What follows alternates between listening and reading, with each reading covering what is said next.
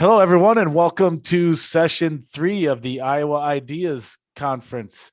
I'm your moderator for this panel, Aaron Murphy. I am the Des Moines Bureau Chief for the Gazette, and this session is on cultural proficiency and inclusivity, and that is within the education track. Our time together this afternoon will include talking with our panelists as well as addressing audience questions. So as you who are listening in, if you have any questions, please put them in the chat and we'll try to get to them during our discussion here today. And just so everybody knows, all of our sessions have closed caption access and all of our sessions are being recorded so folks can view them afterward as well. We want to pass along our sincere thanks to everyone who is attending. We hope you enjoy what we expect will be an interesting and informative discussion. And here to foster that discussion are our 3 guests for this panel. Let me introduce them now. Nathan Weir is the Assistant Superintendent for the Linn-Mar School District. Nathan, thank you for joining us. Yes, thank you. Thanks for having me. Ken Morris is the Director of Equity for the Ankeny School District. Ken, thank you for joining us today. I appreciate that. Hey, I got promoted, bro. Chief Diversity Officer. Oh, I apologize. Thank you for the update. There we go. And also with us is Dr. Monique Beankin, who is a professor at Iowa State University and a former Ames School Board member. Dr. Beankin, thank you for joining us. Good afternoon, everyone. All right. Before we dive into the discussion, we want to take a quick moment to thank Inclusive ICR and Kirkwood Community College for sponsoring this panel. So at this moment, we'd like you to all join us in watching these brief messages.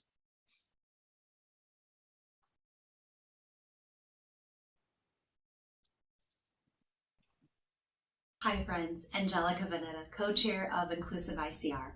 We are a coalition of over 220 employers in Eastern Iowa, all working together to grow the diversity and inclusion of our workforce, to create a space where employees feel a sense of belonging, included, and valued. Inclusive ICR is a proud sponsor of the Diversity, Equity, and Inclusion track of the Iowa Ideas Conference. As you participate today, be sure to connect with other Inclusive ICR champions, as we'd love to share information with you about our upcoming coalition meetings, projects, and how our work is impacting positive social change in our region. Be sure to check out our website at inclusivicr.org for upcoming events and our e-newsletter. Thank you and have a great conference.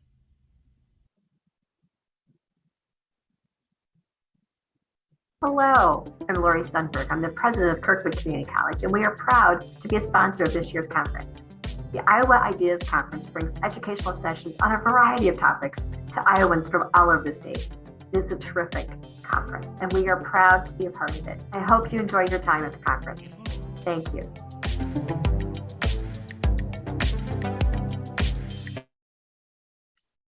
All right, excellent. Thank you very much to both Inclusive ICR and Kirkwood Community College for their support for today's discussions.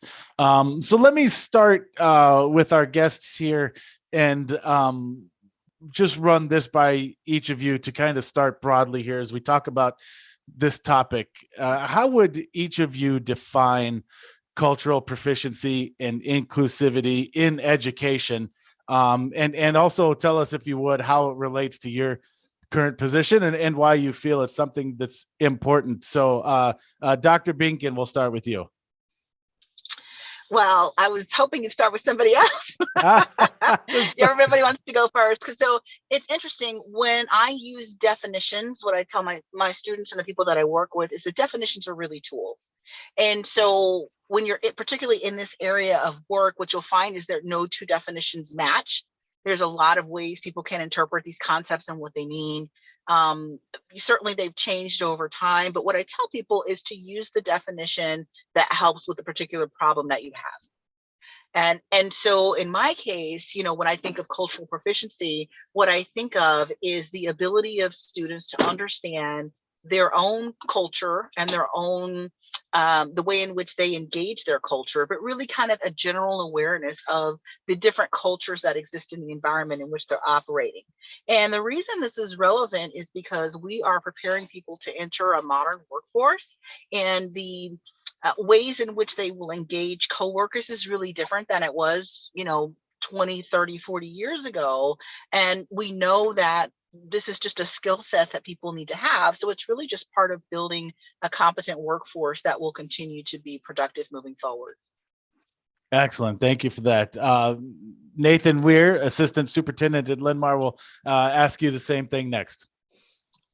Yeah, no, I appreciate Monique's take on that too. One of the things that I think, in her role, obviously working at the college level, we're trying to do that same level of education for kids, because that's our future, that's our next generation. So, we see that in schools as just being accepting and understanding. I think it's important to know one's own culture and where the background is that you come from as an individual, but then more so taking that cultural proficiency to the organization of understanding that there are several of us in a school district, teachers, students, families, community members that come from different backgrounds, and how can we best accept and lead with a sense of belonging and inclusiveness with our families. And so I think that's in the school district what we're really trying to just raise awareness around. Hey, we all have different backgrounds and cultures, and what can we do to capitalize on those differences and really enrich our organization?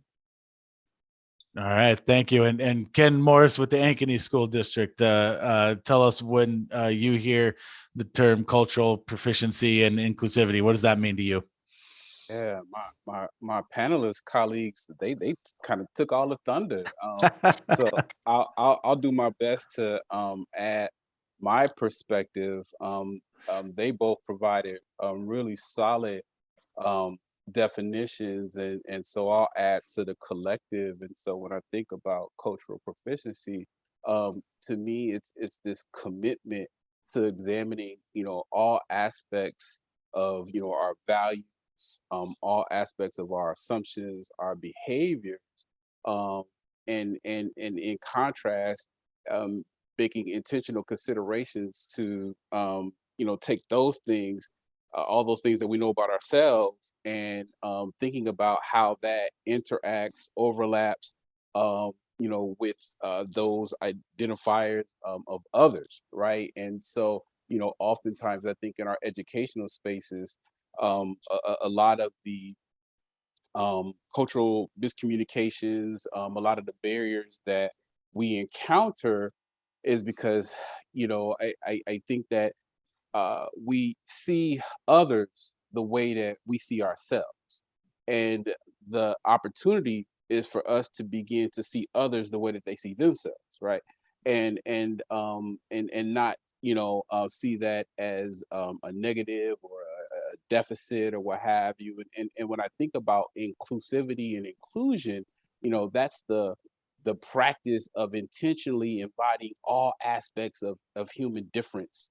And especially in our school context, we want to be very intentional about being thoughtful in thinking about who's benefiting from policies, practices, structures, who's not benefiting, right? So how are we working with stakeholders, students, community members, to co-create the educational experience so all of our students have pathways, academic, post-secondary, and that post-secondary doesn't necessarily have to be higher education. It could be the trade, the vocation, or what have you. So those are some of the things that I think about when it comes to cultural proficiency and inclusion, inclusivity within the educational space.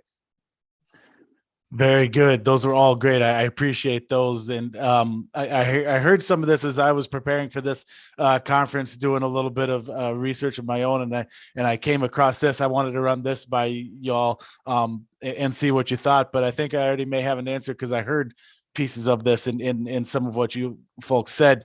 I found this on Edutopia, which is through the George Lucas Educational Foundation.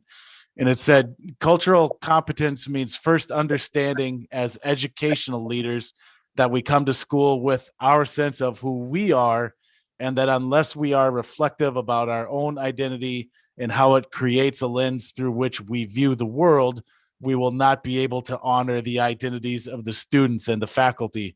that we serve. As I was trying to kind of prepare for this, that made a lot of sense to me too. Ken Morris, I see you nodding your head. Does that make sense to you? Do you agree with that Oh, kind of synopsis? absolutely. Yeah. Yeah, I was about to say, come through, Aaron. That's and George Lucas. I'm a Star Wars fan, so yeah. No, yeah, no, that really aligns with some of my thinking. I just think about the structures of education.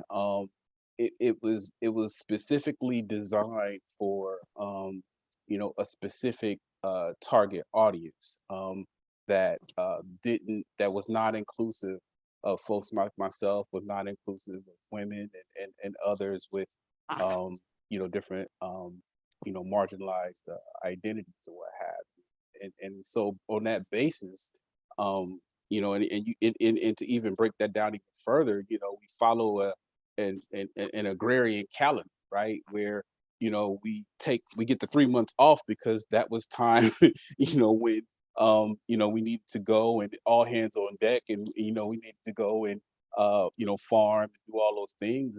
And so while so much has changed, in education, some of those systems are still firmly in place that really attribute to some of the gaps that in access and opportunities, that we continue to encounter decade after decade. And that's a perfect vault into my next question, which Nathan Weir, will start with you on this one. I also in my research found this from the National Education Association that says recognizing that culturally responsive instruction can help educators close achievement gaps. Is that your experience as well? And Ken Morris touched on that, but Nathan, we'll start with you this time as we talk about achievement gaps and being culturally responsive can help address those. Is that your experience?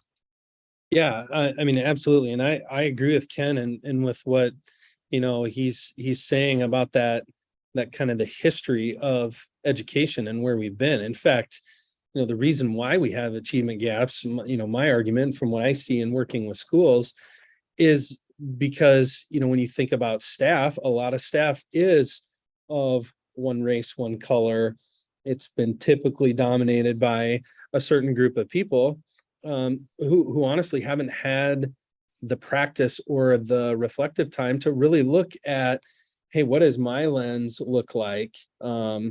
And how does that impact my students? We hear all the time from our students that I just don't see, like from our minority students, I don't see teachers of color. I don't see people that look like me represented in the curriculum. I don't see shared experiences with my teachers. And so certainly that leads to that educational gap. And that's one of the things we're trying to do, is just get people to think about awareness around that. And awareness isn't enough, but it's at least a first step for us right now, because the more we can bring in other examples, whether it be through text, authors, books, videos, pictures, that don't always look the same that it's always been presented in education. I do think that's the first step, because we want everybody to feel comfortable in that learning space. And to do that, we have to address those misunderstandings so that we can start to impact that student achievement gap. Dr. Binkin, let me ask you a similar question. I'm curious, and it looks like on my screen that you may be muted, so I just wanted to let you know that before we get there. If we can get you unmuted, oh, there we go. I hear you. Okay, good. Is the experience similar at the college level, or is it a different, beast at that point? So, we certainly know that when students enter college, we see the same disparities that we see at the K-12 level. And I think a lot of this is about how you enter the work. the position at which you enter the work. So, we use the word, for me, I wouldn't use the word achievement gap. I would use the word opportunity gap, right? And because I think that really speaks to and connects with this idea of cultural proficiency, because I think the way in which the two are related, if you kind of go back to our original definition, right? If you've got a predominantly white K-12 education system across this country, particularly at the administrative level. Oh, somebody wants to enter the waiting room. Do you want me to admit this person? Oh, that can Dan will back at on our team will handle that. But I guess You- so. Sorry. What I was saying is That's okay. that if you think about the way K-12, so these gaps are man-made, right? They're not naturally occurring. We've created them, and so then the question is, who created them? Right. And so when you think about cultural proficiency, yes, I can certainly see that you want to create the doors and the windows and the sliding glass doors and all of that for students of color to be able to see themselves in the curriculum. But I think it's also beholden upon white educators in power to realize how they have contributed to a system that has not only created but maintained these disparities, right? And so I think it really goes both ways. I think there's really only so much you can do by providing books with pictures of children of color if the people who hold the power aren't really willing to understand how, culturally speaking, their experiences are also contributing to the gap. So I think at the college level, that's kind of what we're looking at. Gotcha. Excellent. Thank you. And Ken Morris, you sort of started us on this path that you started to touch on it, but I'll let you finish us off too. Is this something that you find that can at the K-12 level that can be helpful in addressing those achievement gaps? Absolutely. Dr. Binkin hit it out the park. As she was talking, it made me reflect on Jamila Dugan's and I think Shane Safir's book Street Data, and the equity traps and tropes. In and again, and I'm a firm believer. Like I am a zealot of using interculturalism, the IDI inventory as a starting point to begin to engage in this work of building awareness.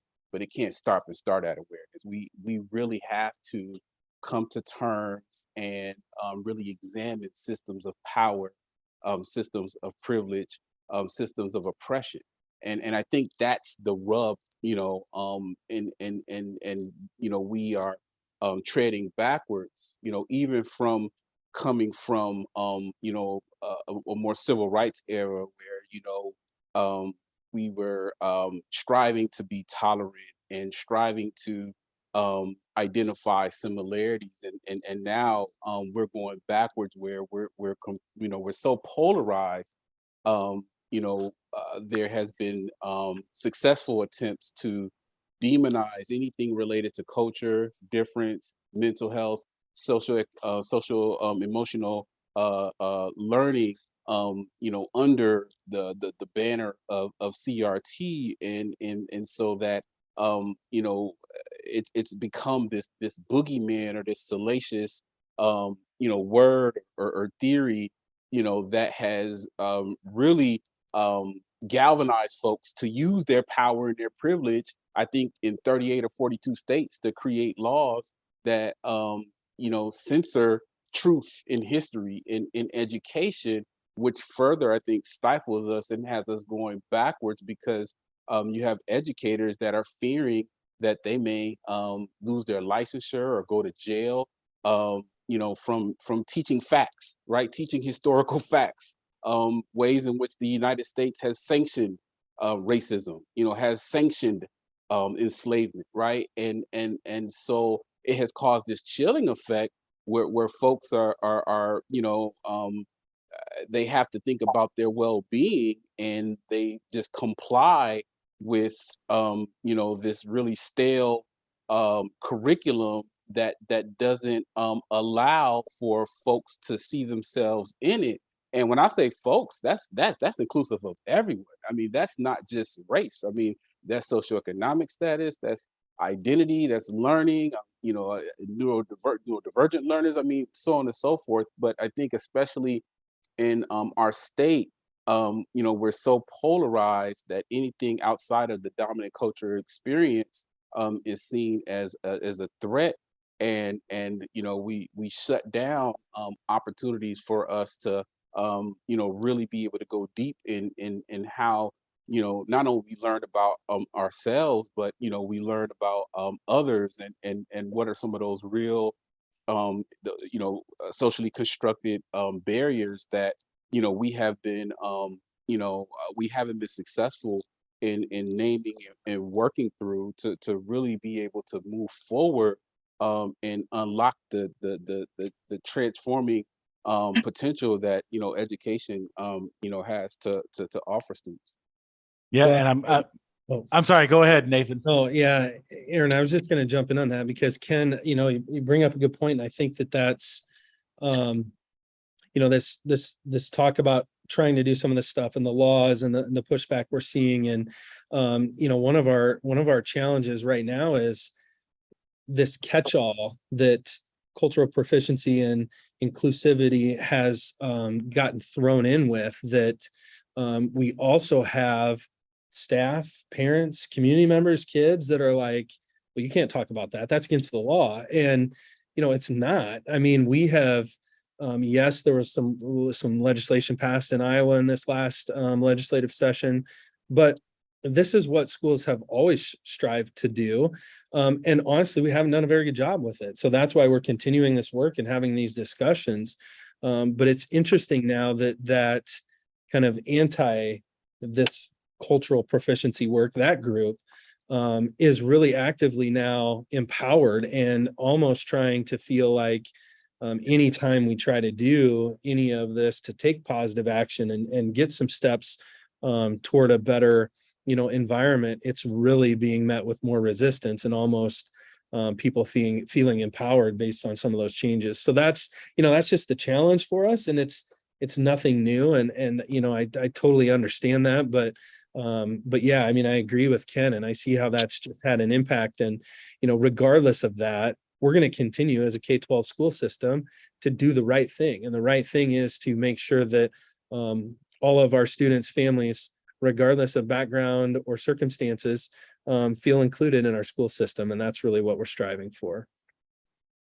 That's great. I appreciate you folks bringing that up. That was very much on my agenda. So let's keep rolling with that. And as by way of background for folks who may not be as familiar, one of the things that Ken and Nathan just referred to is the state recently passed a new law that bans the teaching of quote unquote divisive topics. And then there's a kind of a legal definition of what a divisive topic is. And we don't necessarily need to get into the weeds on that, but needless to say, and Ken, I found it super interesting that you used the word chilling, because I was going back into a story that we did on this, and a lobbyist for the Iowa State Education Association, which is the union that represents teachers, used that exact same word, said the new law is having a chilling effect on educators. And we also talked to an assistant professor of education at Grinnell College who said educators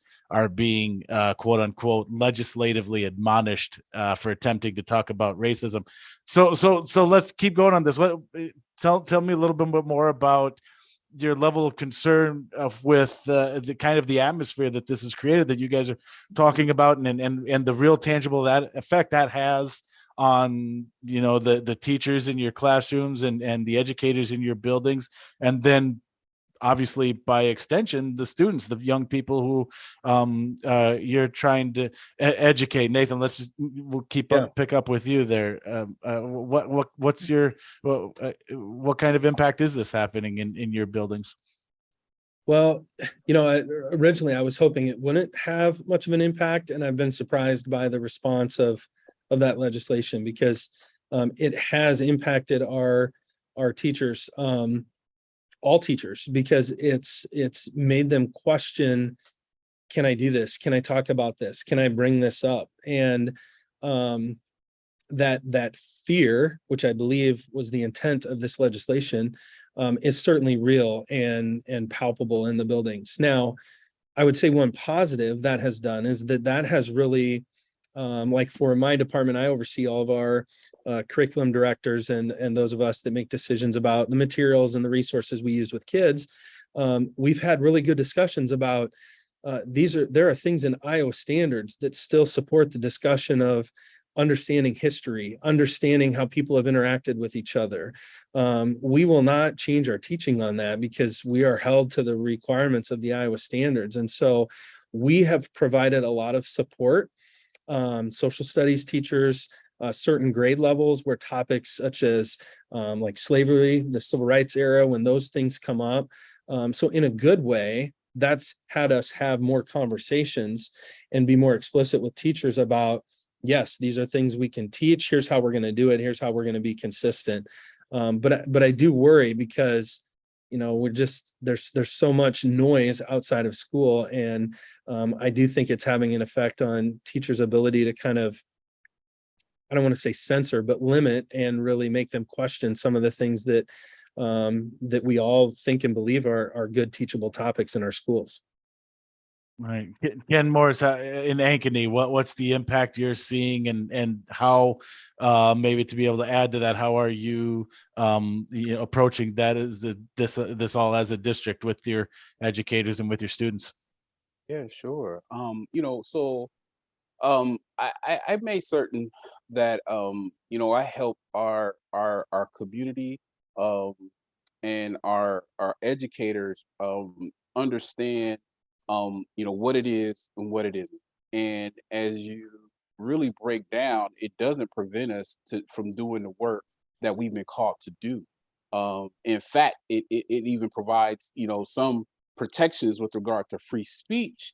But the chilling effect and the fear, I do agree that I think that was part of the design, because the main things that it's saying that you can't do, you can't make learning around DEI mandatory for staff, and you can't say the United States is inherently racist or sexist. Well, I don't do that in my learning anyway, so I'm just like, I'm going to keep doing what I'm doing. I'll follow the law, but it's not going to impede the work. And students can say those things, and we can just present the data. We can provide historical facts, and if that's the determination that they make, and if that's what the conclusion that they draw based off the facts and the evidence, you know, I'm not going. Who am I to tell them? Because we're ultimately we want our students to be to develop inquiry and critical thinking, right? The flip side though, professionally though, what it has done, uh, it has always been difficult in general when I worked in higher education in K-12, as a person of color, as a black man, being one of very few in K-12 and in higher education at the institutions that in the school districts that I worked at. So I often find myself that I have to be the doctor and the patient, right? And so I have to put help repair the identities of students who've been harmed in our systems. Um, but oftentimes there's no one to repair my identity, and there's no one to pour into my soul when I'm running low. And so what that has done, it has really increased this burnout, right? And so you see not only educators leaving the field, but you're seeing and for which we already struggled with encouraging folks from underrepresented groups and identities to consider a career in education already. But now you have these type of laws on the books that's really is having another impact, not only from how we teach, but it's basically what it's done is really calling our or indignifying us in a way that it doesn't recognize our humanity. And so we should never have to question somebody's humanity. We should never have to bait someone's humanity. But in essence, that's what some of these laws have created. And you know what? If I can, find a better quality of life doing the work that I want to do, whether I go into my own consultation or I go the corporate route or I find another opportunity, then it's more. We have more and more people leaving the field because they're being burnt out at a rate that's really alarming, and we really, we I don't think that we're really attending to that in a way that we need. It's not yet a sense of urgency, and so, from I wanted to come at this from another perspective. The impact that it's had on folks like myself, educators, administrators, and then our students. I mean, they're hardly ever considered. And we often create laws, policies without ever asking the students, who are the end users of the product. We never get their input. And as I mentioned, it's not only difficult being an adult, a professional of color in our educational system in Iowa. It's harmful for our kiddos. I mean, and I don't know about other school districts, but we have this really horrible behavior where students actually develop and print out the N-word pass card, and they go to their black friend or the black kid that they know to get permission to use this word publicly, without any consequences. And I was like, where they do that at?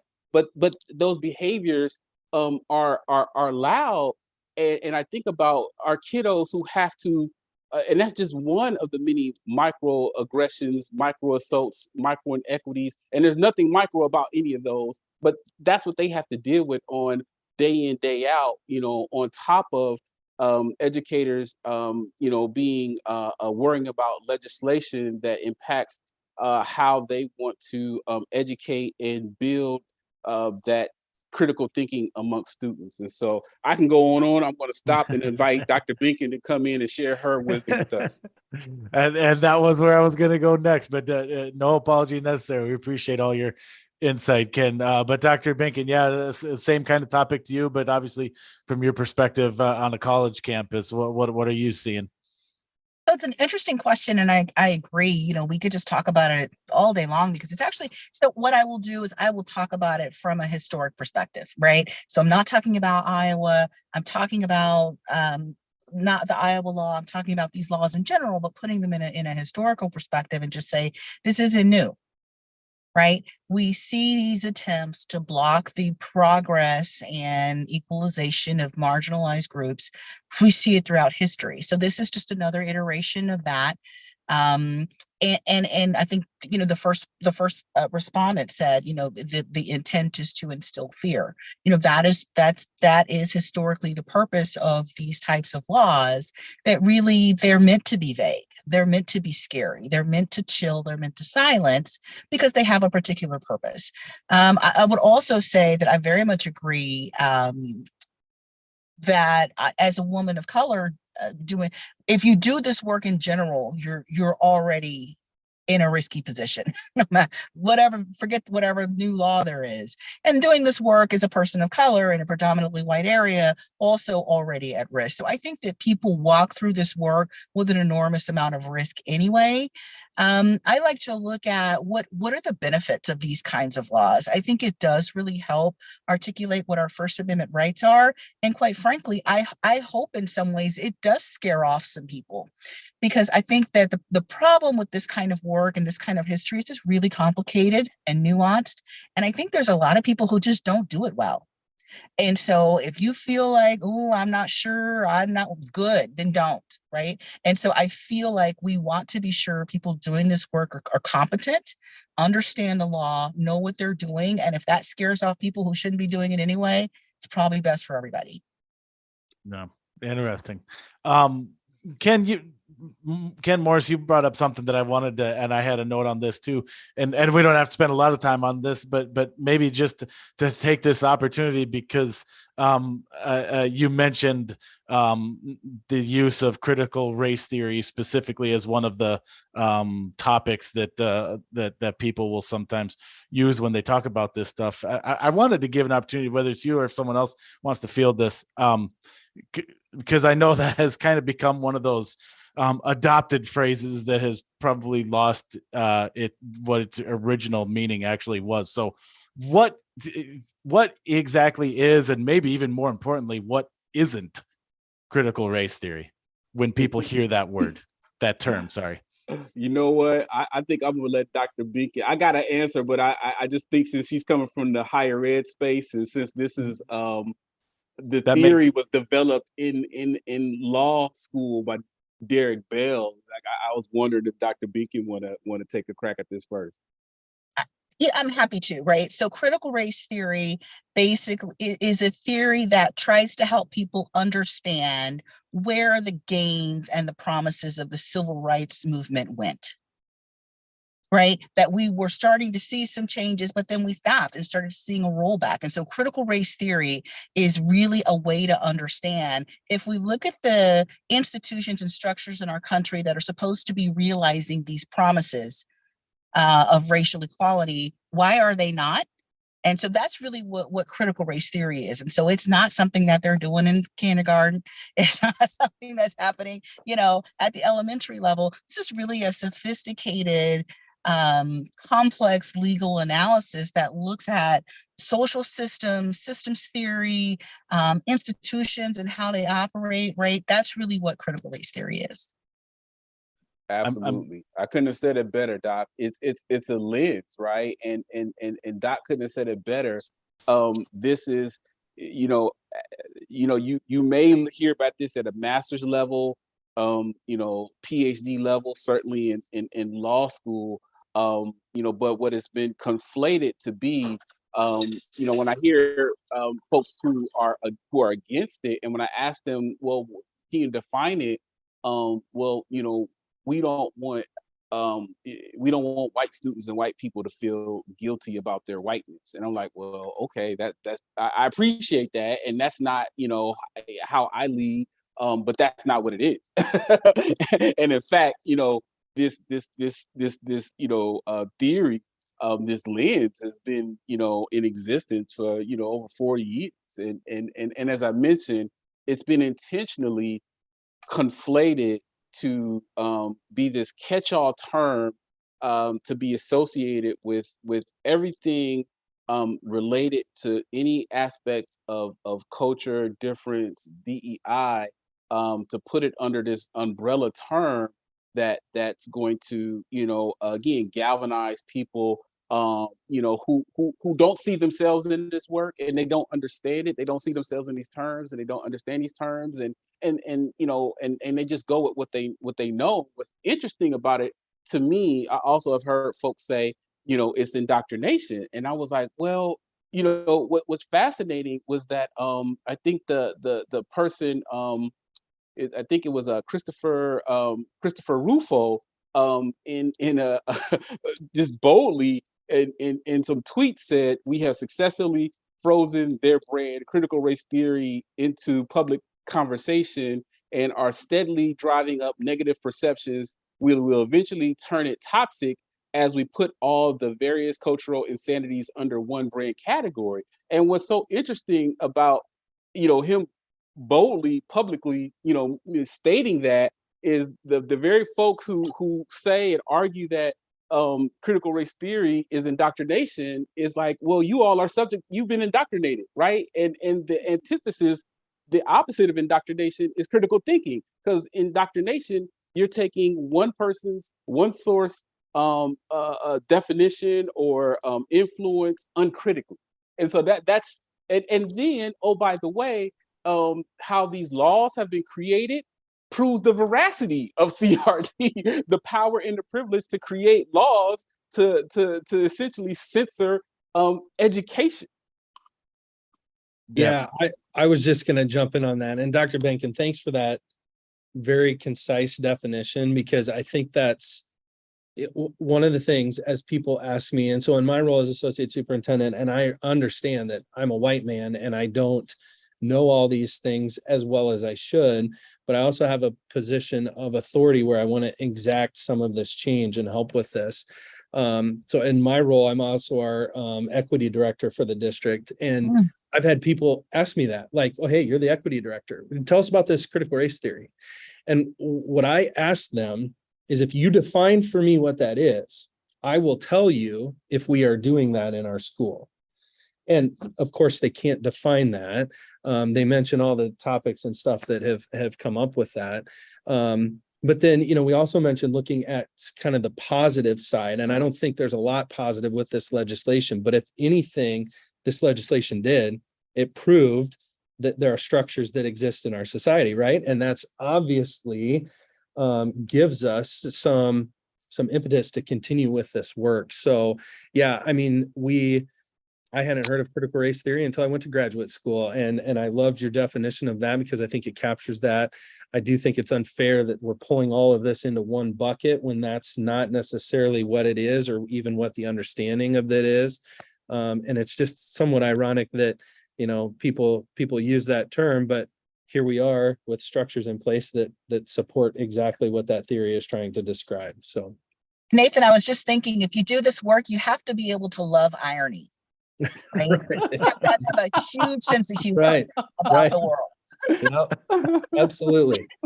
That's great. Thank you so much to all of you, man. I'm blown away by the discussion. This is great. And Dr. Binken, a special thank you to you, because talking about that it's not taught in kindergarten, because that gave me a little bit of a flashback. And when I reported as much in a story a little while back, after a speaker had made such a claim, and I made the note in the story, by the way, that doesn't actually happen.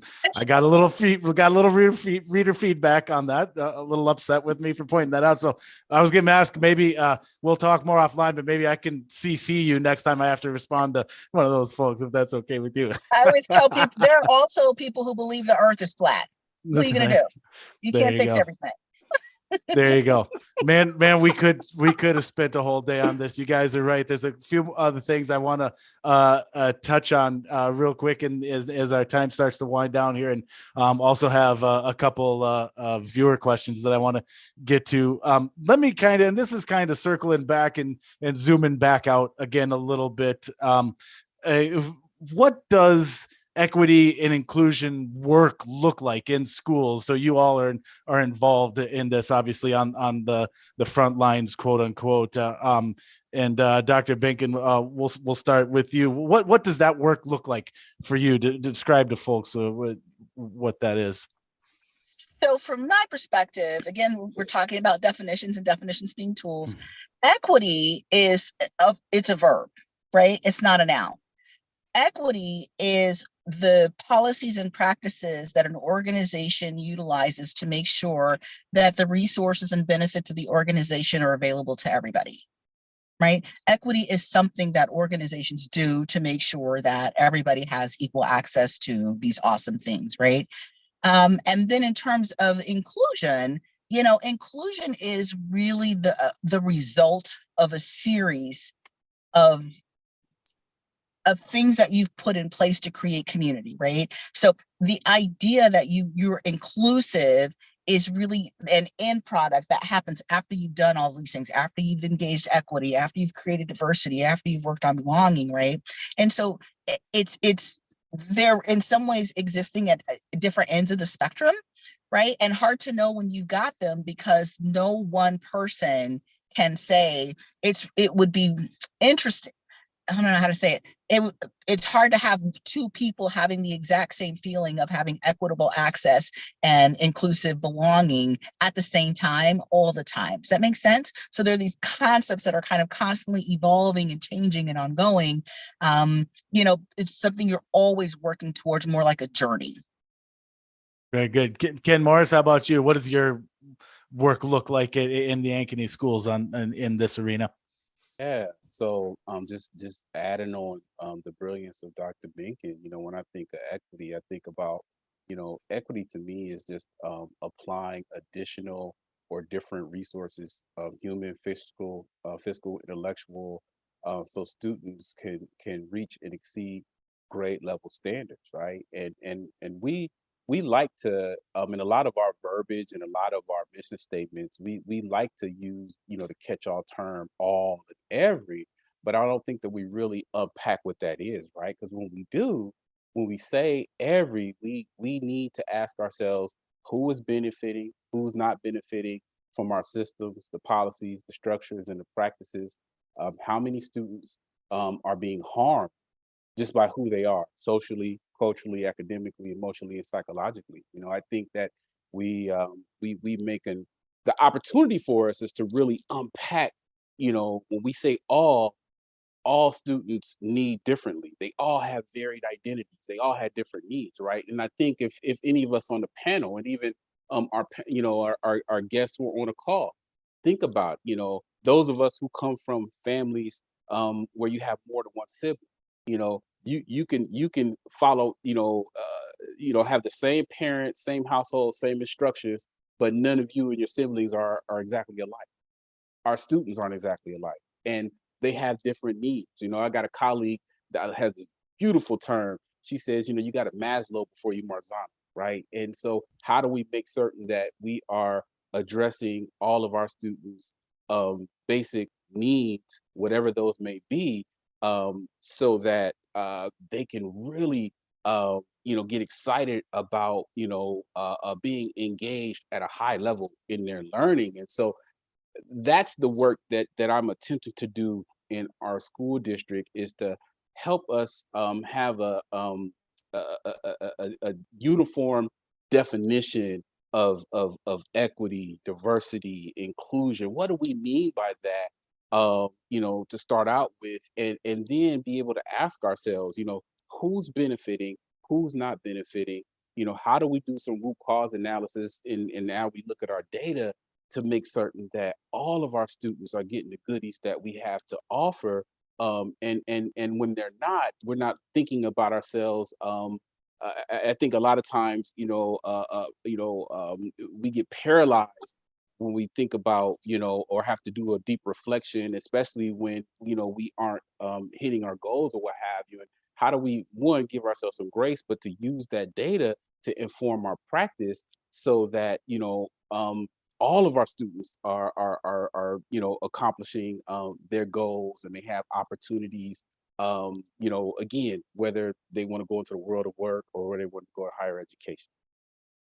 All right, and finally, Nathan Weir, what's your work in this area look like in the Linn-Mar School District? Yeah, I'll just build off of what Ken said. And really, our work has been around unpacking and understanding.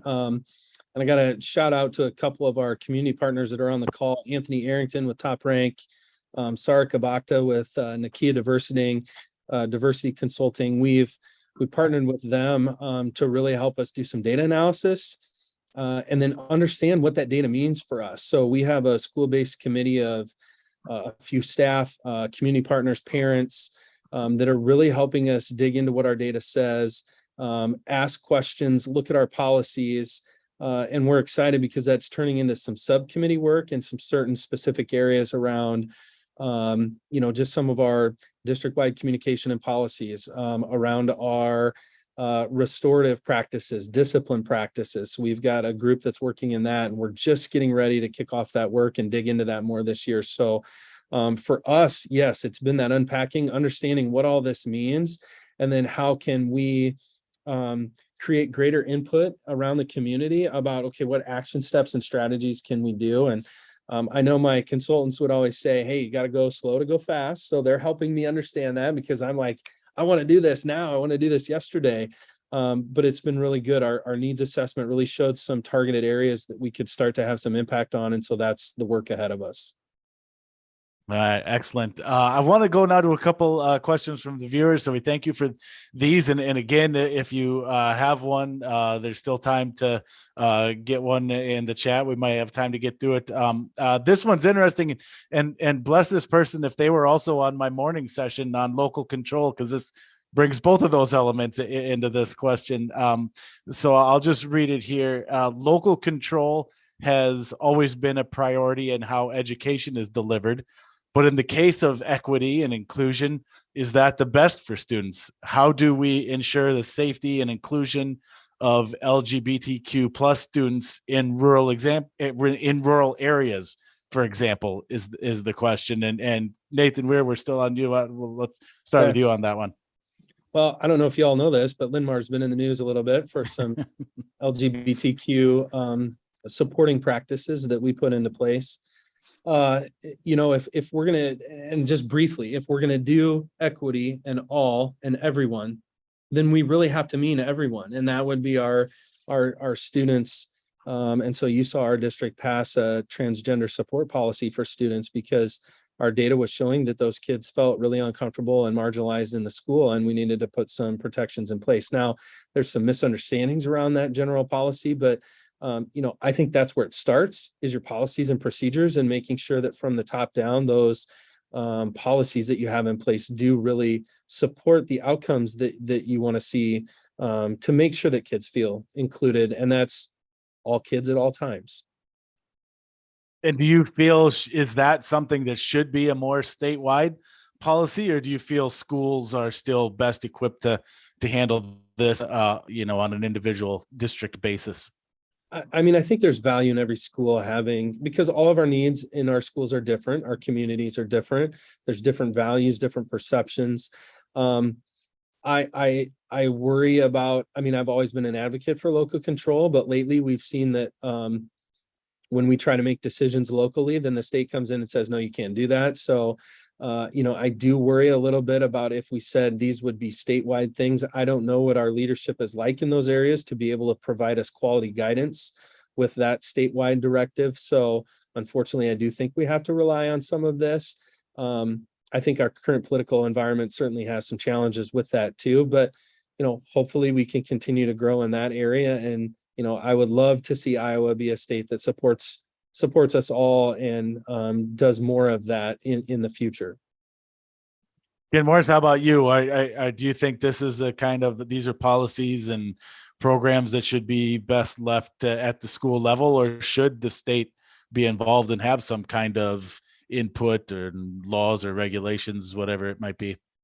Yeah, I think aspirationally, we could potentially do a both and, right? Where, similar to I think our ISO standards, right? Where, we have some standards that we are held accountable to in making certain that we create inclusive environments, and what that looks like, sounds like, and feels like may look different in our own local, in our own school districts, schools, or what have you. But, are there some guiding standards that also give us bold,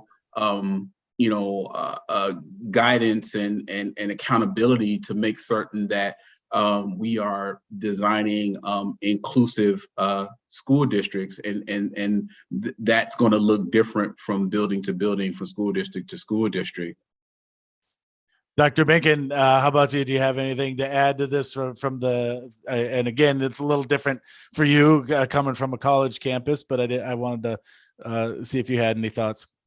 So, thank you to the person who asked the question. This is actually an incredibly complicated question. And part of what I was reflecting on as I was trying to think of a really short answer is, it shouldn't, what you hope is to be able to do is to design a system in which it doesn't, a person's ability to access their rights isn't dependent on who is sitting in that chair. Right. And the fact that we still have situations where a person's rights is dependent on who is sitting in a particular chair, I think is a nationwide problem. I'll just leave it at that. All right. Another viewer question we have here, and Dr. Binken, we'll start with you on this one. And I think this is an interesting question, and it brings in another term to this discussion that we haven't used yet in cultural humility. So the question is, what role does cultural humility play on the journey to proficiency? What a fantastic question. You've got an amazing audience. or you've got some ringers in there. I don't know. That's a great question. What I tell people is equity. So I'm going to talk about equity right now, right? Equity work is in many ways self-work, right? When people say they want to grow in the work, they want to know how they can help, they want to do this, they want to do that, whatever. And they're like, how do I learn about these other communities? I say, you need to learn about you first, right? You need to understand you. And I think entering the work from a place of humility is such a powerful piece of being an effective learner in the space. And so cultural humility, racial humility, however you want to look at it, the ability to understand that you don't know everything, you're going to continue to learn, you're going to make mistakes, and really allows you to be open to learning and growing in ways that are only for your own benefit. So just an essential part of the work. Thank you to whoever asked that question. Ken Morris or Nathan Weir, either of you like to add to that? I will only add, in addition to how Dr. Beacon broke down cultural humility, I'm a big fan of Floyd and Cronapple's work in cultural dignity, right? And where again, as we begin to make sense and learn about ourselves, how might we begin to recognize and uplift and uphold how we see others by how they see themselves, right? And so yeah, I'm a big fan of those concepts, especially when we get to the point where we can live it out, and we can see the transformational, the power, as school systems, if we're allowed to, do the work and lead, with our expertise and really invest in humans. I get excited about the potential, but I'm often just dismayed and just quite frankly, I get burnt out with all of the hegemony and the power and the privilege that's not allowing us to really go deep and explore some of these concepts. All right. Excellent. We got just a couple minutes left, so let me just pitch one last question to you all as a kind of a closing argument sort of question here. And again, thank you all so much for being here. If there was, I kind of call this the open mic question. You've got an audience here, and hopefully folks viewing it later. If there's one thing, one message you'd like to convey to folks in any direction, whether it's people who are just curious about this kind of work, if it's people who might have misgivings and or misunderstandings about it, if it's people who want to know that their student will feel included in their school community, in whichever direction you'd like to go, there's one thing that you'd like to convey to the folks out there on our way out the door here, what that would that be? Nathan Weir, we'll start with you. Sure. I'll just be quick. I think one of the biggest learnings I've had as a school administrator for 15 plus years now is all means all doesn't mean the same thing to everyone. And I remember how in my previous role as a high school principal, we tackled some grading efforts and initiatives and wanted to be better at grading at high school. And remember a parent was really frustrated with that because her question was, you mean you want all of our kids to get A's in your school? And I was like, yes, that's the point. Like, so it's always been an aha moment for me as an administrator that some people still believe in a rank that kids, whether it's grading, whether it's equity issues, that my kid has to be in front or ahead or better than your kid in some way.